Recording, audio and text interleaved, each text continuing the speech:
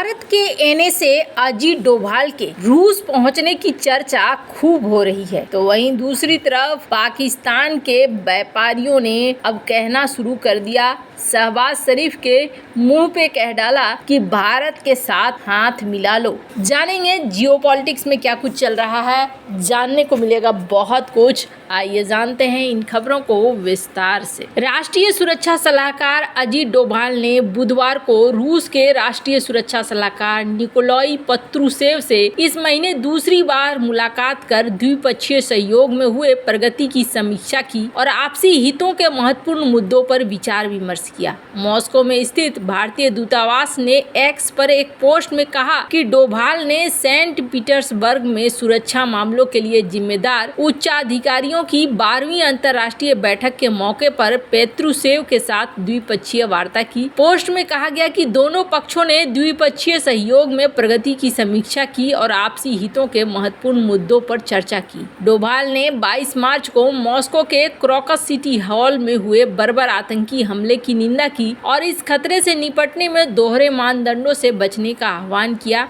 इस महीने की शुरुआत में डोभाल ने अस्ताना में शंघाई सहयोग संगठन के सदस्य देशों के सुरक्षा परिषदों के सचिव की 19वीं वार्षिक बैठक के मौके पर पत्रुसेव से मुलाकात की। अजीत डोभाल ने रूसी संघ की सुरक्षा परिषद के सचिव द्वारा आयोजित ब्रिक्स एनएसए के बैठक में आतंकवाद के खिलाफ लड़ाई में निकट सहयोग, सीमा पार योजना, वित्त पोषण और आतंकवादी कृत्यों के निष्पादन को रोकने के लिए ठोस कार्रवाई का आह्वान किया। डोभाल ने समावेशी आर्थिक विकास के लिए डिजिटल प्रौद्योगिकी का उपयोग करने की भारत की नीति को भी रेखांकित किया। इन्फोर्सेस सिक्योरिटी को सुनिश्चित करने के लिए खुले, स्थिर, सुरक्षित, विश्वसनीय और समावेशी ढांचे के लिए अंतर्राष्ट्रीय सहयोग का भी आह्वान किया। डोभाल ने इस बैठक के इतर कई देशों के उच्च स्तरीय अधिकारियों के साथ भी मुलाकात की। अजीत डोभाल ने ब्राजील के राष्ट्रपति के मुख्य सलाहकार महामहिम सेल्सो अमोरियम के साथ द्विपक्षीय बैठक की। इस दौरान आपसी हित के द्विपक्षीय, क्षेत्रीय और वैश्विक मुद्दे पर चर्चा की गई। इसके अलावा डोभाल ने म्यांमार के एनएसए एडमिरल मो आंग के साथ द्विपक्षीय बैठक की। म्यांमार के वर्तमान स्थिति और भारत द्वारा वित्त पोषित बुनियादी ढांचा परियोजनाओं के बारे में भी बात की। उन्होंने भारत म्यांमार सीमा पर हाल के घटनाक्रमों पर भी चर्चा की, जिसमें सुरक्षा, शरणार्थियों, विकास और परियोजना के मुद्दे भी शामिल थे। म्यांमार में इन दिनों है हालात खराब। ऐसे में ये बैठक बेहद महत्वपूर्ण मानी जा रही है कि चीजों को एक तरीके से सुलझाने में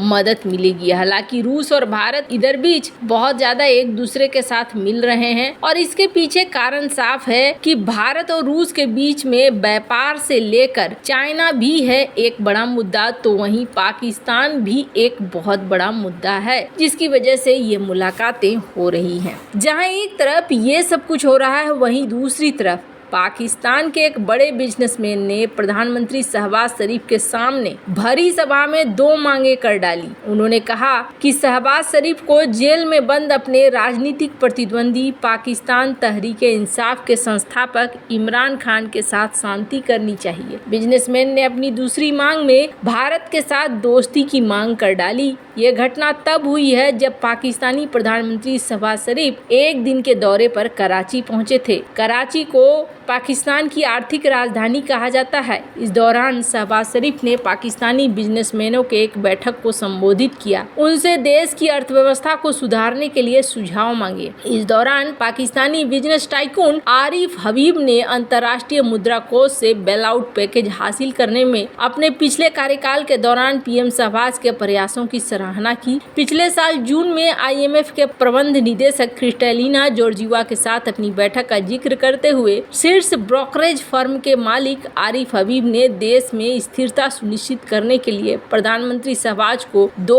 और हाथ मिलाने का सुझाव दिया, एक भारत सहित पड़ोसी देशों के साथ और दूसरा PTI संस्थापक इमरान खान के साथ। आपको बता दें, आरिफ हबीब ने कहा कि मैं आपसे चाहूंगा कि आप 2 हाथ और मिलाएं, एक जो हमारे पड़ोसियों से मिलाएं जिस पर आप काम कर रहे हैं, इसमें भारत भी शामिल हो। मुझे लगता है कि इसके बहुत अच्छे परिणाम आएंगे। दूसरी बात, आपको आदियाला जेल के किसी कैदी से भी हाथ मिलाना चाहिए। मुझे लगता है इन 2 कदमों से पॉजिटिव परिणाम मिलेंगे। पाकिस्तान ने अगस्त 2019 में जम्मू और कश्मीर से अनुच्छेद 370 के खात्मे के कारण भारत के साथ व्यापार पर एक तरफा रोक लगा दी। हालांकि इसका खामियाजा पाकिस्तान की जनता को भुगतना पड़ रहा है। पाकिस्तान के विदेश मंत्री इसाक डार ने कुछ दिन पहले ही भारत के साथ व्यापार को फिर से शुरू करने का संकेत दिया था। उन्होंने एक प्रेस कॉन्फ्रेंस के दौरान स्वीकार किया था कि पाकिस्तान आज भी भारत के साथ व्यापार कर रहा है, लेकिन सीधे न मंगवा कर वो उल्टे रास्ते से मंगवा रहा है,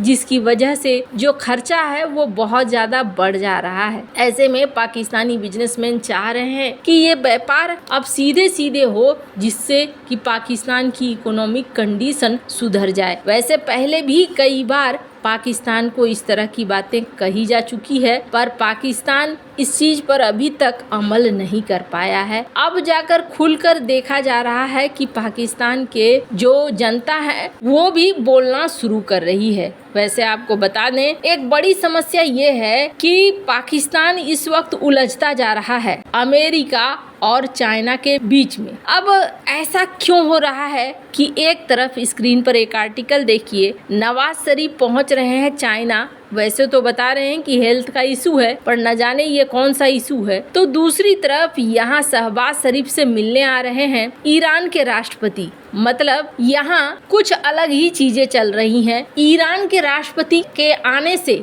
सबसे ज्यादा टेंशन में कौन है? अमेरिका है। और अमेरिका ने ईरान पाकिस्तान के इस मुलाकात पर यह भी कह दिया है कि अगर तुम ईरान के साथ व्यापार को बढ़ाना चाहते हो तो तुम्हें प्रतिबंध झेलने होंगे। मतलब यहाँ पर अमेरिका चेतावनी दे रहा है, पर यहाँ लगता नहीं है कि ये चेतावनी मानने को तैयार है पाकिस्तान। इसका सबसे बड़ा उदाहरण देखिए, ख्वाजा आसिफ, इन्होंने क्या बयान दिया है। स्क्रीन पर ये आर्टिकल देख सकते हैं, जिस आर्टिकल में कहा गया है कि पाकिस्तान और ईरान का गैस पाइपलाइन प्रोजेक्ट रेडी होगा। मतलब कि यहाँ पर एक तिकड़ी तो जरूर बन रही है, जिसकी वजह से पाकिस्तान इतने कॉन्फिडेंस में ये बातें कह रहा है। तो मुझे ऐसा नहीं लगता है कि आने वाले समय में पाकिस्तान भारत के रिश्ते सुधरने वाले हैं, क्योंकि चीजें और कूटनीति किसी और दिशा में दिख रही है। द यूरेशियन टाइम्स की एक खबर देख सकते हैं। इसे देखकर ऐसा लग रहा है जैसे कि ईरान, पाकिस्तान और चाइना ये अब एक एंटिटी बनते जा रहे हैं। तो चीजें कुछ कॉम्प्लिकेटेड होती जा रही हैं। ऐसे में भारत के साथ पाकिस्तान का व्यापार फिर से होगा, वो नहीं देखने को मिल रहा है। उल्टा अगर प्रतिबंध लग गए तो पाकिस्तानी इकोनॉमी के लिए ये एक बहुत बड़ा खतरा हो जाएगा। अब ये जो मौका है, इस मौके में चाइना हो सकता है पाकिस्तान को पैसे ऑफर करे कि हम आपको पैसे देने को तैयार हैं, पर चाइना पैसे अगर देगा भी तो बिना किसी कारण या बिना किसी लाभ के नहीं देने वाला है। मतलब कि चीजें यहाँ सुधरने वाली मुझे नहीं लग रही हैं। वैसे आपको क्या लगता है? कमेंट कर अपनी राय जरूर बताएं। जल्द मिलते हैं अगले वीडियो में नई खबर के साथ।